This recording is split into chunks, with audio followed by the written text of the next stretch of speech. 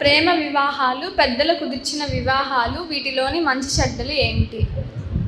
పెళ్లి చేసుకోవడం పెద్దలు కుదిర్చిందా, ప్రేమ వివాహమా?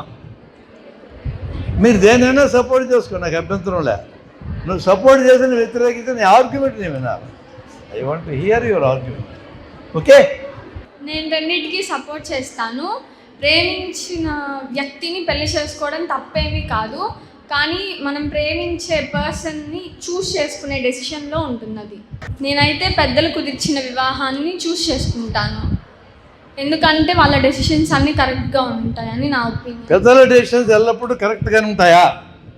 మన పెద్దల్లో అత్యంత పెద్దవాడు నరేంద్ర మోడీ 2014 ఎన్నికల ముందు తలా 15 లక్షలు తెచ్చేస్తాడు మన అకౌంట్లో, వేసినాడా?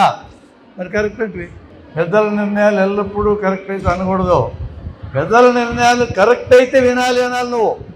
నువ్వు అనాల్సింది ఏంటంటే కరెక్ట్ నిర్ణయాలు పెద్దలు ఉన్నప్పుడు మనం అంగీకరించాలా, తప్పు నిర్ణయాలు ఉంటే వ్యతిరేకించాలని అనాలి. పెద్దలా చిన్నలా సమస్య కాదు, ఎవరి నిర్ణయమైనా పరీక్షగా పెట్టాల్సిందే. It is not big or small.